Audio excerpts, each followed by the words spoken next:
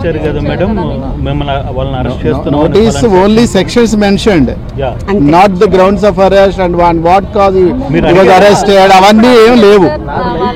మీరు లోపలికి వెళ్ళారు కదా స్టేషన్ లో, అడగలేదా? ఇప్పుడు అడిగాం కదా, అడిగితే వాళ్ళు ఇంకా ఇవ్వలేదు. అన్ని ఒకటేసారి ఇస్తాము రిమాండ్ కి తీసుకెళ్ళినప్పుడు అని దా టెల్లింగ్. ఇవ్వాలి కదా, అదే ఇవ్వలేదు. ఫర్దర్ ప్రొసీడింగ్స్ ఉంటాయి, అందుకే కదా మేము అడిగాము కానీ ఇవ్వలేదు. అందుకే లాయర్ని కూడా పంపించమంటే ఆయన కూడా అదే అడిగారు. ఇంతసేపు దానికోసమే కూర్చున్నాం. ఏం చెప్పారు? We're not going to give now, remand కి తీసుకెళ్ళినప్పుడు అన్ని పేపర్స్ ఒకటేసారి we're going to give. Then how are you going to prepare? మేము ఎలా ప్రిపేర్ అవ్వాలి? That's what we asked. అంటే ఎందుకు ఒక మనిషిని అరెస్ట్ చేశారు అని ఎంతసేపు ఉంచడం కూడా illegal detention. That is what law. వాళ్ళు ఎఫ్ఐఆర్ ఇస్తేనే కదా మేము ఏమైనా చేయగలం. అంటే గ్రౌండ్ రీజన్స్ ఎందుకు అరెస్ట్ చేశారు అనేది ఇంకా దే ఆర్ నాట్ రివీలింగ్ కదా. మాట్లాడారు.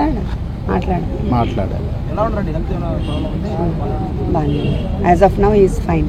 అంటే మీరు లీగల్ ప్రొసీడింగ్ పోవడానికి ఫర్దర్గా మీకు ఇప్పుడు without FIR you can't go కదా. We can't go. సో మరి 1 day అయిపోతుంది ఆల్మోస్ట్ ఆల్. మీరు లీగల్ ఇప్పుడు కాసేపట్లో మెజిస్ట్రేట్ ముందు హాజరుపరుస్తారు. సో అటువంటి సందర్భంలో అదే మనం చెప్తాం అక్కడ. We can't tell anything. మీరు మెజిస్ట్రేట్ ముందు మీరు చెప్పే అవకాశం ఉంటుందని అనుకుంటున్నారు. ఆయన చెప్తారు, ఇంకా మనకి ఎట్లా అవకాశం ఉంటుంది? ఇప్పుడు మనకి ఎఫ్ఐఆర్ ఇవ్వనప్పుడు, సర్వ్ చేయనప్పుడు, బట్ మన చేతులు ఏముండదు కదా. We can't proceed further. So overall episode ఎట్లా అనిపిస్తుంది? ఎపిసోడ్ నేను పొద్దున్న నుంచి చెప్పాను, ఎవ్రీథింగ్ ఏం అర్థం అవ్వట్లేదు. ఎప్పుడో జరిగినప్పుడు 44 మంది కేసు పెట్టారు. 44 మంది కేసు పెట్టడంలో ఎవరు దాన్ని ప్రేరేపించారు, ఎలా జరిగింది, స్టేషన్లో ఎలా పెట్టారు, ప్రెస్ మీట్ అనేది అందరికీ తెలుసు. 44 మంది పెట్టారు. అప్పుడు సిఐ గారు కూడా గాయపడ్డారు. తర్వాత దాన్ని ఎక్కడ కుక్ చేశారు? 91కు కుక్ చేశారు. కుక్ చేసిన తర్వాత ఇప్పుడు ఏం చేస్తున్నారు? ఇప్పుడు తీసుకున్నారు కస్టడీలోకి. ఇప్పుడు కూడా ఎఫ్ఐఆర్ చేయట్లేదు. ఏంటి డిఫరెన్స్ అంటే, రెడ్ బుక్ రాజ్యాంగం వాళ్ళు చెప్తారు, దాని ప్రకారం వీళ్ళు కుక్ చేస్తారు. పోలీసు వ్యవస్థ మొత్తం రాజకీయ వ్యవస్థలో ప్రభుత్వంతో నడుస్తుంది. వాళ్ళు ఏం చెప్తే అది చేస్తారన్నమాట కుక్. లేకపోతే ఏముంది ఇందులో? ఈ సెక్షన్స్ ఉన్నాయి, we're giving this FIR, we're going to remand him like this అని చెప్పడానికి ఏముంటుంది? చేయలేదంటే ఏంటి అర్థం? ఎంత కుకింగే కదా. స్టేట్లో ఏం జరుగుతుందో అందరికీ తెలుసు. ఇప్పుడు అతన్ని బెదిరిస్తే ఎలా వదిలేస్తాం మేము? ఇప్పుడు వంశీ గారే బెదిరించారు అనుకుందాం, ఎందుకు వదిలేస్తారు? వెరీ సింపుల్ కదా. అతనే చెప్తున్నాడు, నా చేత సంతకం పెట్టించుకుని సాక్షి సంతకం అని చెప్పి ఎఫ్ఐఆర్ కింద చేశారని చెప్తున్నారు. ఇవన్నీ చూస్తే ఎట్లా అనిపిస్తుంది? చెప్పింది కూడా మ్యాజిస్ట్రేట్ చెప్పారు. ఊరికినే ఏదో పత్రికా ముఖంగానే ఊరికి ఎవరికో కాదు. 164 statement recorded by particular magistrate. ఎవరైతే కంప్లైంటెంట్ అనుకుంటున్న సత్యప్రసాద్ ని ఈరోజు ఎర్లీ మార్నింగ్ వైజాగ్ లో పిక్ చేశారు పోలీసులు. విత్ సిసి ఎవిడెన్స్ కూడా లభించింది. వాళ్ళు ఇప్పుడు తీసుకుని వెనుకొస్తారు. కంప్లైంట్ని పోలీసులు బలవంతంగా ఎందుకు పిక్ చేసి తీసుకురావాల్సిన పరిస్థితి ఎందుకు? ఇప్పుడు అదే ఈ కేసు నేపథ్యం చూస్తే ఫస్ట్ నుంచి రెచ్చగొట్టారు. పార్టీ ఆఫీసులో గొడవ చేసిన తర్వాత సీఎని కూడా కొట్టారు. తర్వాత ఎవరిని అడిగినా చెప్తారు, వంశీ అనే వ్యక్తి తెలుగుదేశం పార్టీకి టార్గెట్ అనేది ఈ స్టేట్లో ఉన్న ఏ వ్యక్తిని అడిగినా చెప్తారు. దీనికి ఆయన ఎలా పోరాటం చేస్తున్నాడో కూడా తెలుసు. వాళ్ళ మెయిన్ టార్గెట్ ఏంటి? They want to hit him. పవర్లో ఉన్నాం కాబట్టి మేము ఏదైనా చేయగలం. ఇది వంశీ గారికి కాదు, సామాన్య కార్యకర్త కూడా జరుగుతాం. వంశీ గారికే కాదు, ఎవరికైనా జరుగుతాం. మీ అందరికీ తెలిసిందే. ఇప్పుడు ఆయన క్లియర్గా చెప్పాడు, నేను మాట్లాడలేదని చెప్పాడు. అయినా సరే మాట్లాడారని చెప్పి చేస్తున్నారు. నేను మాట్లాడలేదని చాలా సందర్భాల్లో చెప్పాడు. నేను కూడా విక్టిమ్ అని చెప్పాడు. ఆడపిల్ల అంటే ఎవరి పిల్లైనా ఆడపిల్లే. మీ పిల్ల కావచ్చు, నా పిల్ల కావచ్చు, ఏమి కావచ్చు, ఇంకోళ్ళు కావచ్చు, ఎవరైనా సరే. అంటే ఏ ఆడపిల్లైనా అనకూడదు అని చాలా సందర్భాల్లో చెప్పాడు ఆయన. అది మీకు తెలియదు కాదు, మీ అందరికీ తెలిసిందే. ఇక్కడ ఇన్ఫరెన్స్ ఒకటేనండి, అబ్బాయి చెప్పాడు. అయినా సరే మళ్ళీ ఇప్పుడు దాన్ని మళ్ళీ ఇంకో రంగా కుక్ చేస్తున్నారు. ఇది అందరికీ తెలిసిందే కదా. లేకపోతే 44 మంది మీద పెట్టింది 91 మందికి ఎట్లా చేరుతుంది? అంటే అక్కడ ఎవరు వైసీపీ వాళ్ళు ఉంటే వాళ్ళందరినీ బుక్ చేయడం. తీసుకెళ్తాం అంతే కదా? ఇంతకన్నా వేరే ఏమన్నా అర్థం చెప్పగలమా? అర్థం చెప్పలేం కదా. ఎందుకు టార్గెట్ చేయరు? టార్గెట్ చేశారని అందరికీ తెలుసు కదా, ఈ స్టేట్లో ఎవరెవరిని టార్గెట్ చేశారు. అంటే కొంతమంది వైసీపీ నాయకులు కూడా అది మాట్లాడడం తప్పని చెప్పి గతంలో చాలా సందర్భాలు మాట్లాడుంటే నేను కూడా చెప్తున్నాను.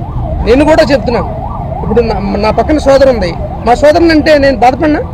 ఈ ఆడపిల్లైనా ఆడపిల్లే, డెఫినెట్లీ యూ కెన్ అడ్మిట్. నేను మాట్లాడలేదనే చెప్పారు కదా ఆయన. మీరు భావిస్తున్నారు ఆయన మాట్లాడలేదు?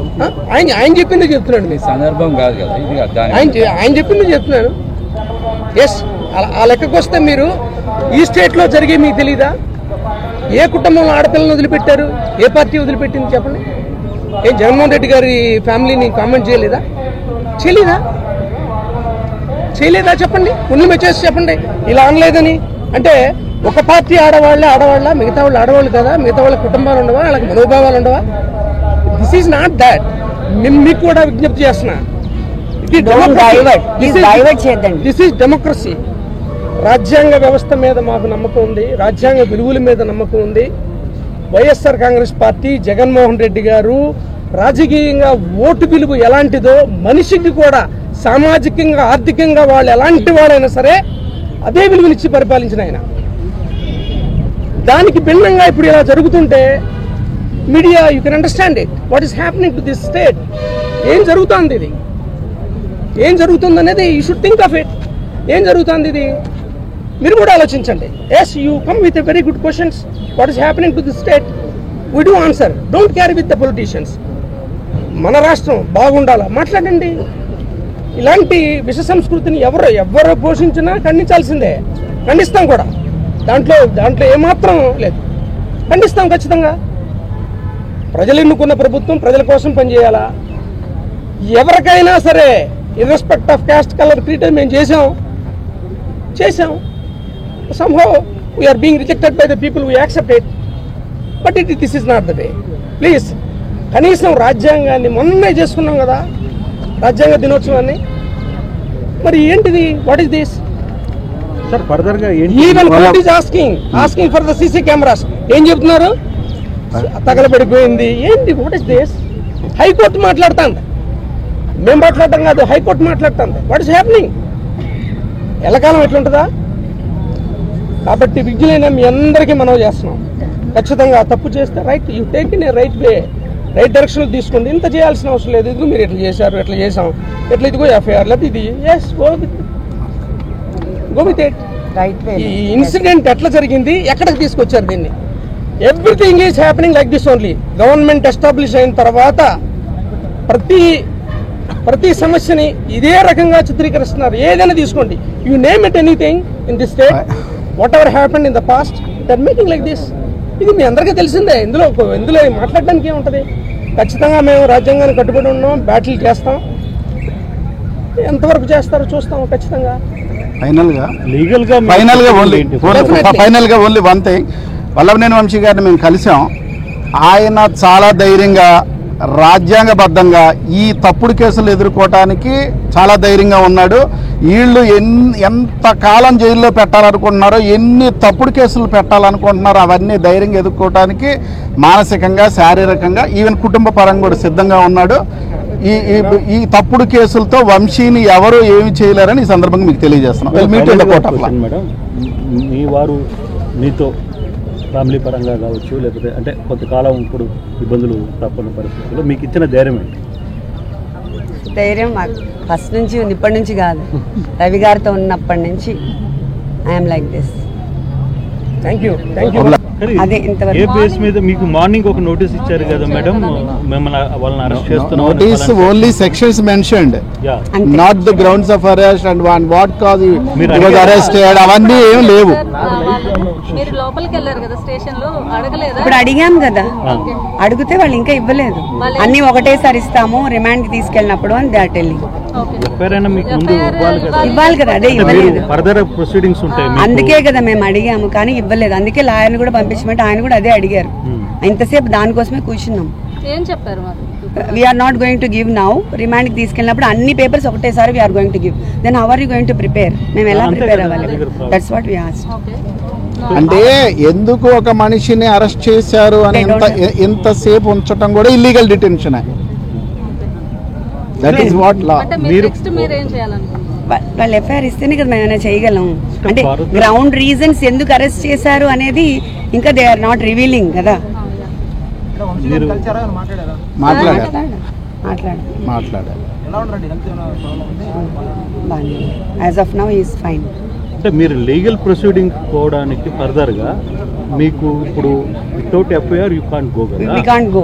సో మరి 1 day అయిపోతుంది ఆల్మోస్ట్ ఆల్. మీరు లీగల్ ఇప్పుడు కాసేపట్లో మెజిస్ట్రేట్ ముందు హాజరుపరుస్తారు. సో అటువంటి సందర్భంలో అదే మనం చెప్తాం అక్కడ. We can't tell anything. మీరు మెజిస్ట్రేట్ ముందు మీరు చెప్పే అవకాశం ఉంటుందని అనుకుంటున్నారు. ఆయన చెప్తారు, ఇంకా మనకెట్లా అవకాశం ఉంటుంది. ఇప్పుడు మనకి ఎఫ్ఐఆర్ఏ ఇవ్వనప్పుడు, సర్వ్ చేయనప్పుడు, బట్ మన చేతులు ఏముండదు కదా. We can't proceed further. So overall episode ఎట్లా అనిపిస్తుంది? ఎపిసోడ్ నేను పొద్దున్న నుంచి చెప్పాను, ఎవ్రీథింగ్ ఏం అర్థం అవ్వట్లేదు. ఇన్ఫరెన్స్ ఈస్ ఎప్పుడో జరిగినప్పుడు 44 మంది కేసు పెట్టారు. 44 మంది కేసు పెట్టడంలో ఎవరు దాన్ని ప్రేరేపించారు, ఎలా జరిగింది, స్టేషన్లో ఎలా పెట్టారు, ప్రెస్ మీట్ అనేది అందరికీ తెలుసు. 44 మంది పెట్టారు. అప్పుడు సిఐ గారు కూడా గాయపడ్డారు. తర్వాత దాన్ని ఎక్కడ కుక్ చేశారు? 91కు కుక్ చేశారు. కుక్ చేసిన తర్వాత ఇప్పుడు ఏం చేస్తున్నారు? ఇప్పుడు తీసుకున్నారు కస్టడీలోకి. ఇప్పుడు కూడా ఎఫ్ఐఆర్ చేయట్లేదు. ఏంటి డిఫరెన్స్ అంటే రెడ్ బుక్ రాజ్యాంగం వాళ్ళు చెప్తారు, దాని ప్రకారం వీళ్ళు కుక్ చేస్తారు. పోలీసు వ్యవస్థ మొత్తం రాజకీయ వ్యవస్థలో ప్రభుత్వంతో నడుస్తుంది. వాళ్ళు ఏం చెప్తే అది చేస్తారన్నమాట కుక్. లేకపోతే ఏముంది ఇందులో? ఈ సెక్షన్స్ ఉన్నాయి, we're giving this FIR, we're going to remand him like this అని చెప్పడానికి ఏముంటుంది? చేయలేదంటే ఏంటి అర్థం? ఎంత కుకింగే కదా. స్టేట్లో ఏం జరుగుతుందో అందరికీ తెలుసు. ఇప్పుడు అతన్ని బెదిరిస్తే ఎలా వదిలేస్తాం మేము? ఇప్పుడు వంశీ గారే బెదిరించారు అనుకుందాం, ఎందుకు వదిలేస్తారు? వెరీ సింపుల్ కదా. అతనే చెప్తున్నాడు, నా చేత సంతకం పెట్టించుకుని సాక్షి సంతకం అని చెప్పి ఎఫ్ఐఆర్ కింద చేశారని చెప్తున్నారు. ఇవన్నీ చూస్తే ఎట్లా అనిపిస్తుంది? చెప్పింది కూడా మ్యాజిస్ట్రేట్ చెప్పారు. ఊరికినే ఏదో పత్రికా ముఖంగానే ఊరికి ఎవరికో కాదు. 164 statement recorded by particular magistrate. ఎవరైతే కంప్లైంటెంట్ అనుకుంటున్న సత్యప్రసాద్ని ఈరోజు ఎర్లీ మార్నింగ్ వైజాగ్లో పిక్ చేశారు పోలీసులు. విత్ సీసీ ఎవిడెన్స్ కూడా లభించింది. వాళ్ళు ఇప్పుడు తీసుకుని వెనుకొస్తారు. కంప్లైంట్ని పోలీసులు బలవంతంగా ఎందుకు పిక్ చేసి తీసుకురావాల్సిన పరిస్థితి ఎందుకు? ఇప్పుడు అదే ఈ కేసు నేపథ్యం చూస్తే ఫస్ట్ నుంచి రెచ్చగొట్టారు. పార్టీ ఆఫీసులో గొడవ చేసిన తర్వాత సీఎని కూడా కొట్టారు. తర్వాత ఎవరిని అడిగినా చెప్తారు, వంశీ అనే వ్యక్తి తెలుగుదేశం పార్టీకి టార్గెట్ అనేది ఈ స్టేట్లో ఉన్న ఏ వ్యక్తిని అడిగినా చెప్తారు. దీనికి ఆయన ఎలా పోరాటం చేస్తున్నాడో కూడా తెలుసు. వాళ్ళ మెయిన్ టార్గెట్ ఏంటి? They want to hit him. పవర్లో ఉన్నాం కాబట్టి మేము ఏదైనా చేయగలం. ఇది వంశీ గారికి కాదు, సామాన్య కార్యకర్త. మేము ఏదైనా చేయగలం. ఇది వంశీ గారికి కాదు, సామాన్య కార్యకర్తకు కూడా జరుగుతాను. వంశీ గారికే కాదు, ఎవరికైనా జరుగుతాను. ప్రత్యేకంగా ఆయన టార్గెట్ ఎందుకు చేశారు గవర్నమెంట్? మీ అందరికీ తెలిసిందే. ఇప్పుడు ఆయన క్లియర్గా చెప్పాడు, నేను మాట్లాడలేదని చెప్పాడు. అయినా సరే మాట్లాడారని చెప్పి చేస్తున్నారు. నేను మాట్లాడలేదని చాలా సందర్భాల్లో చెప్పాడు. నేను కూడా విక్టిమ్ అని చెప్పాడు. ఆడపిల్ల అంటే ఎవరి పిల్లైనా ఆడపిల్లే. మీ పిల్ల కావచ్చు, నా పిల్ల కావచ్చు, ఏమి కావచ్చు, ఇంకోళ్ళు కావచ్చు, ఎవరైనా సరే.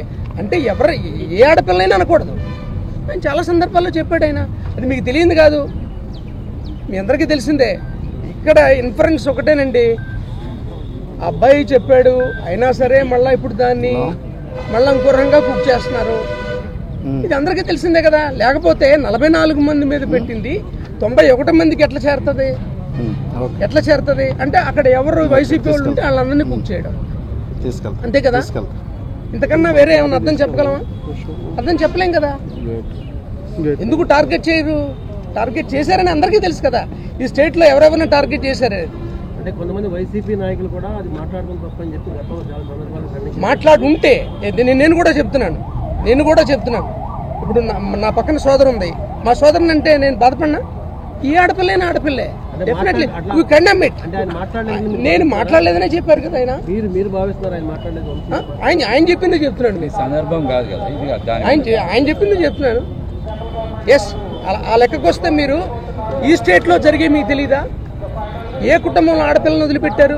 ఏ పార్టీ వదిలిపెట్టింది చెప్పండి? ఏం జగన్మోహన్ రెడ్డి గారి ఫ్యామిలీని కామెంట్ చేయలేదా? చేయలేదా చెప్పండి. ముందు మెచ్చేసి చెప్పండి ఇలా అనలేదని. అంటే ఒక పార్టీ ఆడవాళ్ళ మిగతా వాళ్ళు ఆడవాళ్ళు కదా, మిగతా వాళ్ళ కుటుంబాలు ఉండవా, వాళ్ళకి మనోభావాలు ఉండవా? This is not that. మీకు కూడా విజ్ఞప్తి చేస్తున్నా, దిస్ ఈజ్ డెమోక్రసీ. రాజ్యాంగ వ్యవస్థ మీద మాకు నమ్మకం ఉంది, రాజ్యాంగ విలువల మీద నమ్మకం ఉంది. వైఎస్ఆర్ కాంగ్రెస్ పార్టీ, జగన్మోహన్ రెడ్డి గారు రాజకీయంగా ఓటు విలువ ఎలాంటిదో, మనిషికి కూడా సామాజికంగా ఆర్థికంగా వాళ్ళు ఎలాంటి వాళ్ళైనా సరే అదే విలువనిచ్చి పరిపాలించిన ఆయన. దానికి భిన్నంగా ఇప్పుడు ఇలా జరుగుతుంటే media, you can understand it, what is happening to this state. ఏం జరుగుతుంది ఇది, ఏం జరుగుతుంది అనేది you should think of it. ఏం జరుగుతుంది ఇది మీరు కూడా ఆలోచించండి. Yes, you come with a very good questions, what is happening to this state, we do answer, don't carry with the politicians. మన రాష్ట్రం బాగుండాలా మాట్లాడండి. ఇలాంటి విష సంస్కృతిని ఎవరు పోషించినా ఖండించాల్సిందే, ఖండిస్తాం కూడా. దాంట్లో ఏమాత్రం లేదు, ఖండిస్తాం ఖచ్చితంగా. ప్రజలు ఎన్నుకున్న ప్రభుత్వం ప్రజల కోసం పనిచేయాలా? ఎవరికైనా సరే ఇర్రెస్పెక్ట్ ఆఫ్ క్యాస్ట్, కలర్, క్రీడ్ మేము చేసాం. somehow we are being rejected by the people, we accept it, but this is not the way. Please, కనీసం రాజ్యాంగాన్ని మొన్నే చేసుకున్నాం కదా, రాజ్యాంగ దినోత్సవాన్ని. మరి ఏంటిది, what is this? Sir further గా even court is asking for the CC cameras. ఏం చెప్తున్నారు? తగలబడిపోయింది ఏంటి, వాట్ ఈస్ దిస్? హైకోర్టు మాట్లాడుతుంది, మేము మాట్లాడటం కాదు, హైకోర్టు మాట్లాడుతుంది. What is happening? ఎల్లకాలం ఎట్లుంటుందా? కాబట్టి విజ్ఞులైన మీ అందరికీ మనం చేస్తున్నాం, ఖచ్చితంగా తప్పు చేస్తే right, you take in a right way, right డైరెక్షన్లో తీసుకోండి. ఇంత చేయాల్సిన అవసరం లేదు. ఇదిగో మీరు ఎట్లా చేశారు, ఎట్లా చేసాం, ఎట్లా ఇదిగో ఎఫ్ఐఆర్ లేదు ఇది, ఎస్ గో విత్ ఇట్. ఈ ఇన్సిడెంట్ ఎట్లా జరిగింది, ఎక్కడికి తీసుకొచ్చారు దీన్ని? Everything is happening like this only. Government establish అయిన తర్వాత